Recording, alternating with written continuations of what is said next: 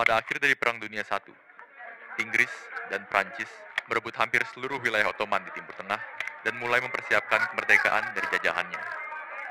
Satu persatu, negara yang dulu dikuasai oleh Sultan di Istanbul memilih pemimpinnya sendiri.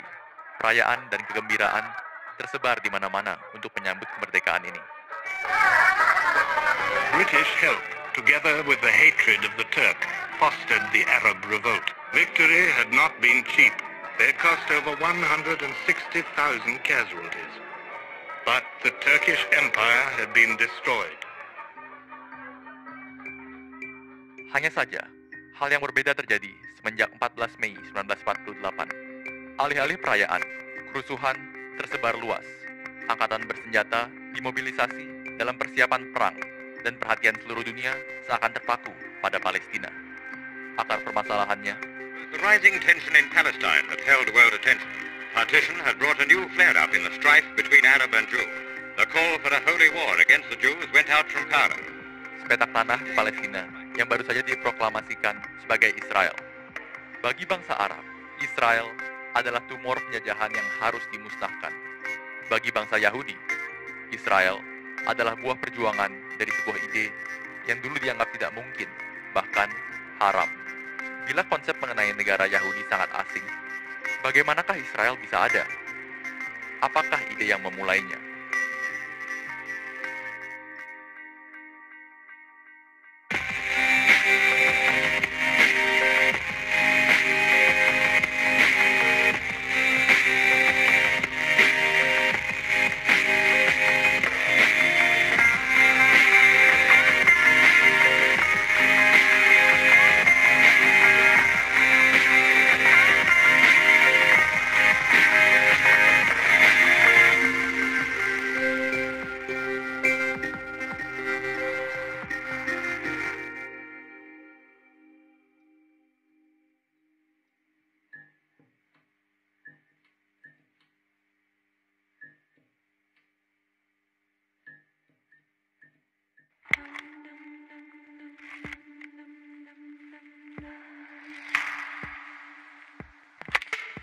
Pada awal abad Masehi, Romawi menduduki Yudea. Setelah bangsa Yahudi memberontak dan gagal, Romawi menghancurkan kuil penyembahan dan mengusir sebagian besar penduduknya ke seluruh Eropa. Di Eropa, mereka disebut sebagai orang Yahudi karena menganut agama Judaisme. Berdasarkan kepercayaan bangsa Yahudi, Mesias atau Juru Selamat akan datang dan mempersatukan mereka semua kembali ke Yerusalem. Meski demikian, seperti ajaran agama lain, kepercayaan ini mulai ditantang dengan aliran-aliran filosofi baru yang berkembang pesat di Eropa. Dan ini semua berasal dari 3 peristiwa besar.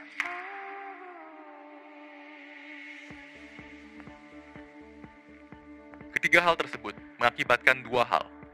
Pertama, pemisahan agama dan kehidupan publik. Kedua, peperangan di Eropa semakin memantik perasaan nasionalisme. Akibatnya, orang Yahudi di Eropa dipaksa untuk melupakan tradisi mereka demi mengasimilasikan dirinya dengan masyarakat Eropa. Berkat asimilasi, orang Yahudi mulai melupakan ajarannya. Bagi mereka, Palestina sudah menjadi tempat yang buruk, terbelakang, dan berbahaya karena dikuasai oleh Kekaisaran Ottoman. Meski diskriminasi masih kerap terjadi, Eropa Barat masih menjadi pilihan yang lebih baik. Namun, situasi berbeda terjadi di Eropa Timur.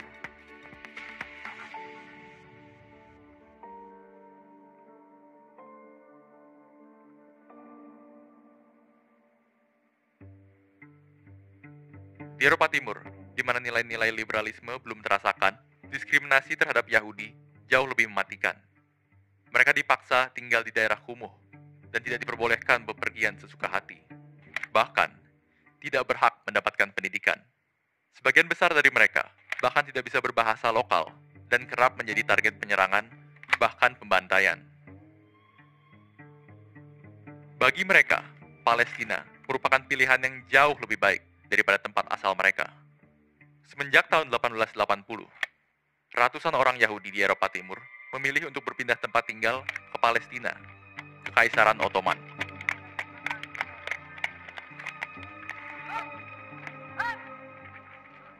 Hanya saja, rencana untuk imigrasi massal ini dilakukan tanpa perencanaan yang matang. Banyak pendatang ke Palestina yang meninggal karena penyakit malaria, kelaparan, atau ditangkap oleh pasukan Turki. Sepertinya, harapan mengenai kembali ke kampung halaman mereka telah sirna.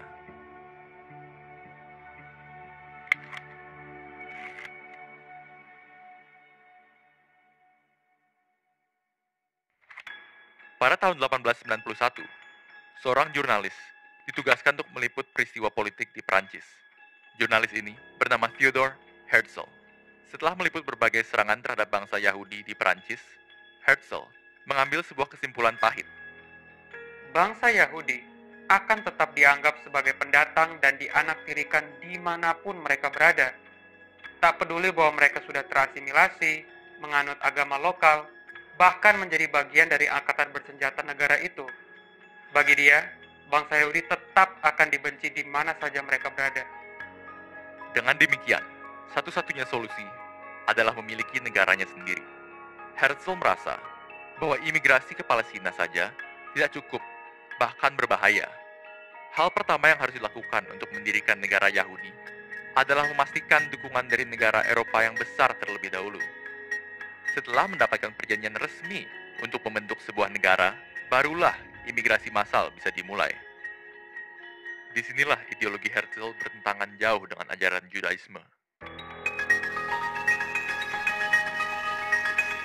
Apabila Judaisme didasarkan dengan agama yang menantikan keselamatan dari Mesias, ideologi Herzl didasarkan dengan nasionalisme Yahudi. Herzl merasa bahwa bangsa Yahudi tidak bisa menunggu terlalu lama. Bangsa Yahudi menurutnya harus mengambil alih takdir mereka dan segera membentuk negara di Palestina. Ideologi Herzl inilah yang kemudian dinamakan sebagai Zionisme. Dan mulailah Herzl menyebarkan ideologinya. Pada tahun 1897, dia mengumpulkan tokoh Yahudi dari seluruh Eropa dalam Kongres Zionis pertama. Rencana yang ditawarkan Herzl mendapatkan banyak dukungan dan penolakan. Bagi mereka yang menentang Zionisme, membuat sebuah negara bagi bangsa Yahudi akan melanggar kitab Taurat, di mana hanya Mesiaslah yang bisa mempersatukan bangsa pilihan Tuhan. Namun, Herzl tidak menyerah. Dia mulai mendekati beberapa petinggi dari Jerman yang dekat dengan Kekaisaran Ottoman. Setelah mendapatkan dukungan mereka, barulah dia beranjak ke Kekaisaran Ottoman. Untuk meminta sepetak tanah tersebut, dia menawarkan bantuan keuangan bagi Kekaisaran Ottoman. Namun, Kekaisaran Ottoman yang sedang menghadapi banyak tantangan dari Eropa tidak ingin memberikan seinci pun tanah di Palestina. Sekali lagi, Herzl tidak menyerah. Akibat dari gagalnya Herzl meyakinkan Kekaisaran Ottoman, dia mulai mendekati musuh dari Kekaisaran Ottoman, Rusia dan Inggris. Meskipun gagal untuk meyakinkan Rusia, Herzl mendapatkan tawaran wilayah dari Inggris. Wilayah tersebut bukan berada di Palestina, melainkan Uganda. Dan tentu saja, tawaran tersebut ditolak.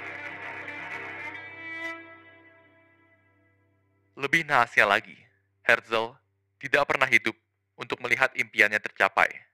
Pada tahun 1904, Theodor Herzl meninggal dunia.